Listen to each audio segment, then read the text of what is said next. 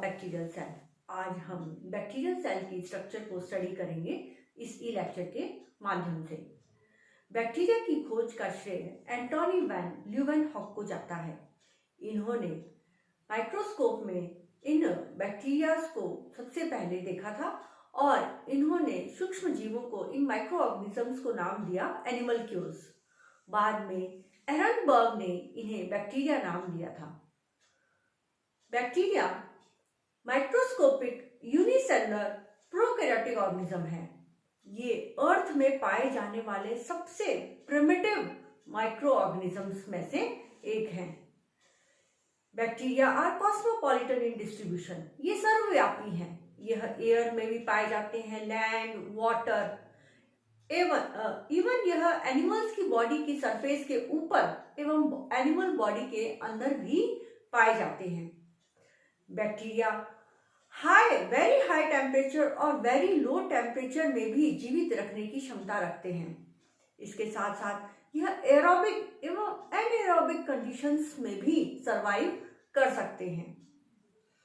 Bacteria are very tiny microorganisms. इनका जो size होता है अबाउट 0.5 से 2 माइक्रोमीटर इन डायमीटर होता है। On the basis of shape के आधार पे हम बैक्टीरिया को 3 कैटेगरीज में डिवाइड करते हैं। First one is bacillus. Bacillus means rod shaped bacteria. Second one is coccus. Coccus bacteria are spherical shaped bacteria. And the third category is spiral और helical bacteria. These spiral और helical bacteria possesses more than 1 turn of helix। इस तरह bacteria जो है अपने shape के आधार पर इन्हें 3 कैटेगरीज में जो है डिवाइड किया गया है। आइए बैक्टीरिया का सेल स्ट्रक्चर देखते हैं। बैक्टीरिया में जो प्रोटेक्टिव कवरिंग होती है वह 3 पाई जाती है। 3 लेयर प्रोटेक्टिव कवरिंग जो है इनमें पाई जाती है। The first layer is slime layer. This one is the slime layer, which is the outermost protective covering. Second one is cell wall. Cell wall slime layer के अंदर पाई जाती है और थर्ड प्रोटेक्टिव कवरिंग जो है इसमें पाई जाती है वह है सेल मेम्ब्रेन अथवा साइटोप्लाज्मिक मेम्ब्रेन कहते हैं, जो सेल वॉल के अंदर पाई जाती है। Slime layer. स्लाइम लेयर एक जिलेटिनस अथवा श्लेष्म परत है जो सबसे बाहरी परत होती है बैक्टीरिया की।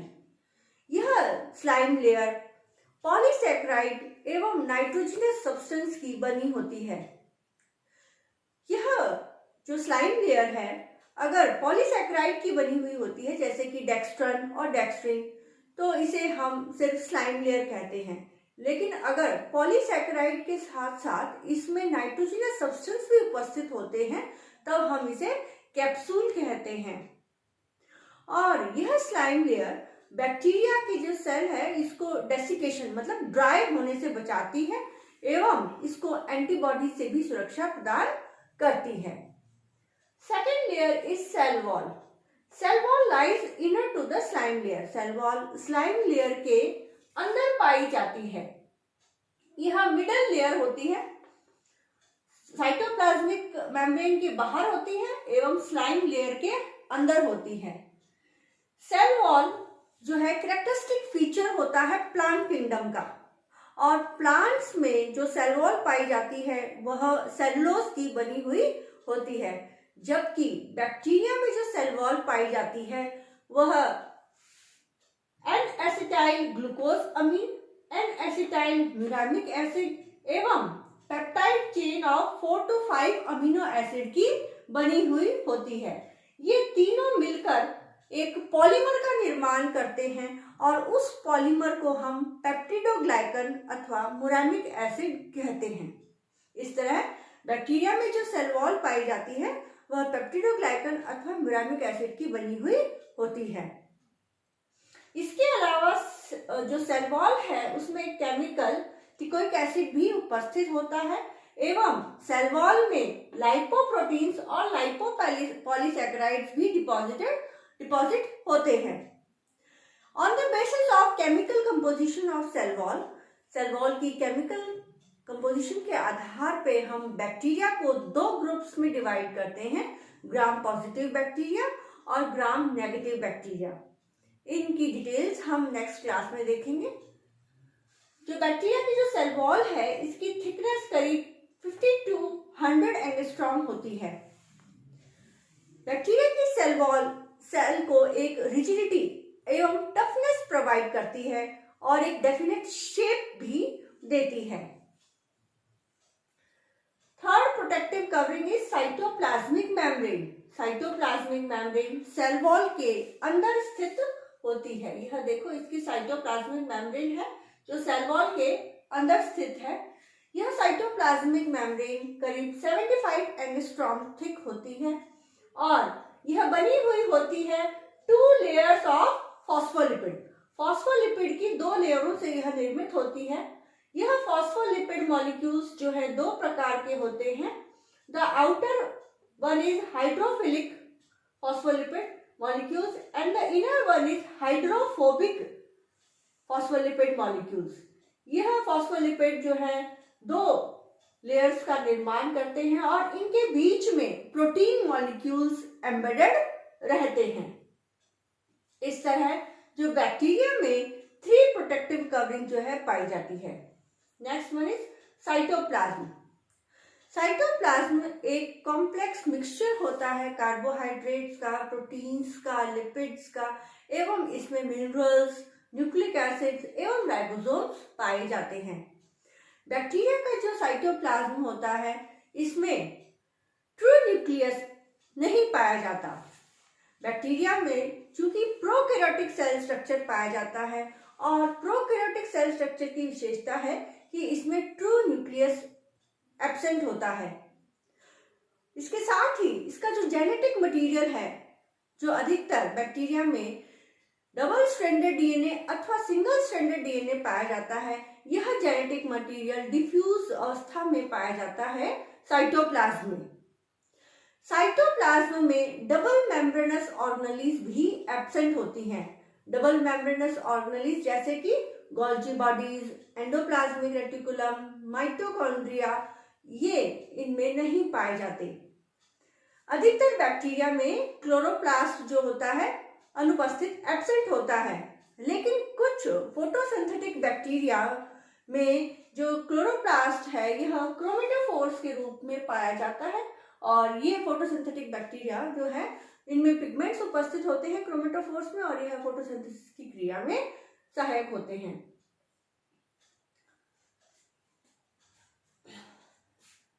Cytoplasmic inclusion. साइटोप्लाज्मिक इंक्लूजन के तहत हम देखते हैं न्यूक्लियाइड। जो बैक्टीरिया का जो डीएनए होता है वह डबल स्ट्रैंडेड डीएनए होता है अथवा सिंगल स्ट्रैंडेड डीएनए होता है। डीएनए में हिस्टोन प्रोटीन्स नहीं पाई जाती और यह डीएनए साइटोप्लाज्म में उपस्थित होता है। इस तरह का जो जेनेटिक मटेरियल है जो न्यूक्लियस में नहीं पाया जाता और जो साइटोप्लाज्म में डिफ्यूज अवस्था में रहता है, इस डबल स्ट्रैंडेड डीएनए को हम, बैक्टीरिया के डबल स्ट्रैंडेड डीएनए को हम न्यूक्लियोइड कहते हैं। Next is plasmids.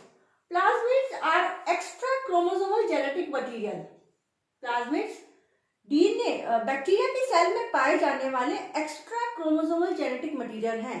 Extra chromosomal means main bacterial के डीएनए से अलग एक और जेनेटिक मटेरियल है जो बैक्टीरिया की साइटोप्लाज्म में उपस्थित होता है, इसे हम कहते हैं प्लाज्मिड। यह plasmid circular double stranded DNA molecule है और इसमें सेल्फ रेप्लिकेशन की क्षमता होती है। यह सेल्फ रेप्लिकेट करता है और अपनी कॉपीज का निर्माण करता है। अगर हम इस प्लाज्मिड को बैक्टीरिया की कोशिका बैक्टीरियल सेल से अलग कर दें तो बैक्टीरियल सेल जो है नॉर्मली सरवाइव करता है। इससे इसकी जो है लिविंग क्षमता पर कोई असर नहीं होता। इस प्लाज्मिड में कुछ खास तरह के जीन्स पाए जाते हैं और यह जीन्स बैक्टीरिया को एडवर्स कंडीशन में सरवाइव रखने की क्षमता प्रदान करते हैं। इन जीन्स की उपस्थिति के कारण ही प्लाज्मिड्स को हम कई कैटेगरीज में बांटते हैं, जैसे कि F plasmid, col plasmid, R plasmid. F plasmid F factor plasmid वह प्लाज्मिड होते हैं जिनमें स्पेसिफिक जीन्स पाए जाते हैं और यह जीन्स सेक्स पिली के निर्माण में सहायक होते हैं। ये देखिए सेक्स पिली है और इस सेक्स पिली का जो फॉर्मेशन का जो जीन्स होता है वह एफ फैक्टर प्लाज्मिड पर उपस्थित होता है।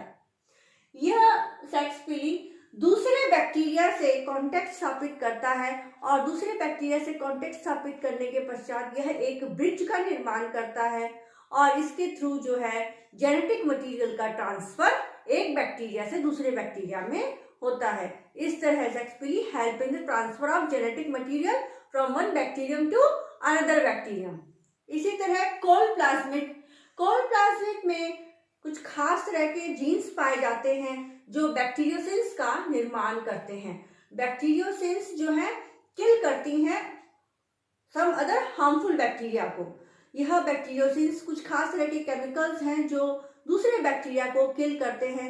इस तरह होस्ट बैक्टीरिया को प्रोटेक्शन प्रोवाइड करते हैं दूसरे बैक्टीरिया से।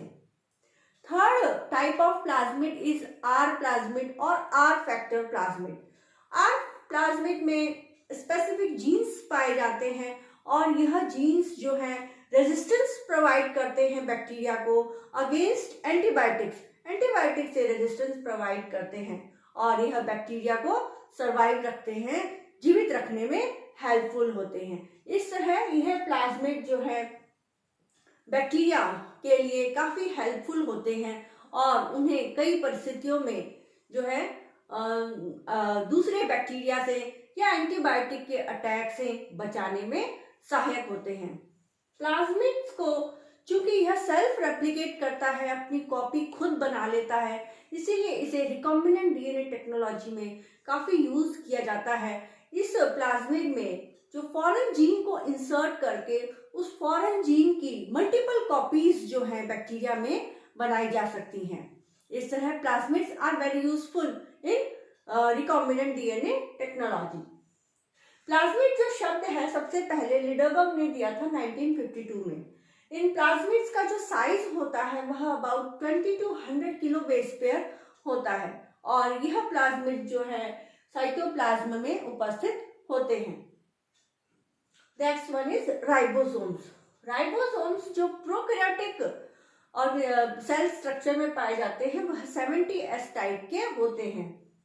70S राइबोसोम टाइप जो 70S सबयूनिट है इसमें दो सबयूनिट पाई जाती हैं, 50S subunit and 30S subunit. S means Svedberg unit. The larger subunit is 50S and the smaller subunit is 30S. Larger subunit is again consist of 23S rRNA and 5S rRNA. rRNA means ribosomal RNA. इसके साथ ही इसमें 35 amino acids भी पाई जाती हैं, जबकि smaller सब unit जो कि 30S है इसमें सिर्फ एक ही rRNA जो कि 16S है वह पाया जाता है और 21 अमीनो एसिड पाई जाती हैं। इस तरह हमने देखा जो राइबोसोम्स है यह राइबोसोमल आरएनए और अमीनो एसिड से मिलकर बनता है। Ribosomes plays a very important role in protein synthesis. Protein synthesis में यह जो है इंपॉर्टेंट रोल प्ले करते हैं, प्रोटीन का निर्माण करने में सहायक होते हैं। जब यह राइबोसोम्स आरएनए मैसेंजर आरएनए के साथ बाइंड करते हैं तो यह एक पॉलीराइबोसोम कॉम्प्लेक्स का निर्माण करते हैं। Mesosomes. These are the mesosomes. Mesosomes are the infoldings of plasma membrane. यह प्लाज्मा मेम्ब्रेन में प्लाज्मा मेम्ब्रेन की इनफोल्डिंग्स होती हैं और यह इनफोल्डिंग्स जो है साइटोप्लाज्म में इन्वेड कर जाती हैं। इन मेसोसोम्स के कारण जो है प्लाज्मा मेम्ब्रेन का सरफेस एरिया बढ़ जाता है। यह मेसोसोम्स जो है प्लाज्मा मेम्ब्रेन की इनफोल्डिंग होती है और यह अंदर तक ग्रो करती हैं और इस तरह यह एक ट्रांसफर्स सेप्टा के निर्माण में भी सहायक होती हैं। Next is flagella. Bacteria cell में कई बैक्टीरिया सेल में फ्लैजिला उपस्थित होता है। कुछ बैक्टीरिया जैसे कि कोकस इनमें फ्लैजिला पूरी तरह एब्सेंट होता है। फ्लैजिला बैक्टीरियल सेल को मोटिलिटी गतिशीलता प्रदान करने में सहायक होता है। बैक्टीरिया के जो फ्लैजिला होते हैं इसमें 3 जो है स्ट्रक्चर पाए जाते हैं। First one is basal granules. जो फ्लैजिला है वह बेसल ग्रैनुअल से अराइज होता है और यह बेसल ग्रैनुअल्स जो है साइटोप्लाज्मिक मेम्ब्रेन में स्थित होता है और इस बेसल ग्रैनुअल से फ्लैजिला अराइज होता है। बेसल ग्रैनुअल को मेन फिलामेंट से एक हुक जोड़ता है। यह हुक जो है सेल वॉल को भेद कर बाहर आता है और इस मेन फिलामेंट से बेसल ग्रैनुअल को जोड़ता है। इस तरह जो बैक्टीरिया का फ्लैजिला है यह बेसल ग्रैनुअल, हुक और मेन फिलामेंट से निर्मित होता है। जो मेन फिलामेंट है यह फ्लैजिलिन नामक प्रोटीन से निर्मित होता है। पीली बैक्टीरिया की सरफेस के ऊपर पाए जाने वाले माइन्यूट हेयर्स हैं, इन्हें हम पीली कहते हैं। यह पीली बैक्टीरिया को दूसरी सरफेस से एडहेयर करने में, चिपकने में सहायक होते हैं।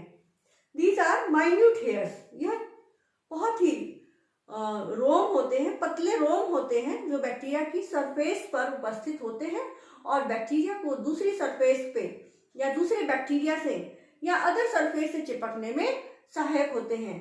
कुछ पीली खास होते हैं जिनकी साइज बड़ी होती है। इन बड़े साइज वाले पीली को हम सेक्स पीली कहते हैं। इन सेक्स पीली का एक खास फंक्शन होता है, यह अदर बैक्टीरिया से दूसरे बैक्टीरिया से चिपक जाते हैं और एक बैक्टीरिया से दूसरे बैक्टीरिया के बीच में एक ब्रिज का निर्माण करते हैं जिससे जेनेटिक मटेरियल का ट्रांसफर होता है। इस तरह यह सेक्सुअल रिप्रोडक्शन में भी सहायक होते हैं। बैक्टीरिया में, कुछ बैक्टीरिया में, पर्टिकुलरली फोटोसिंथेटिक बैक्टीरिया में क्रोमेटोफोर्स भी पाए जाते हैं। इस तरह आज हमने इसी लेक्चर के माध्यम से बैक्टीरिया में जो है, बैक्टीरिया का जो है सेल स्ट्रक्चर स्टडी किया। Thank you.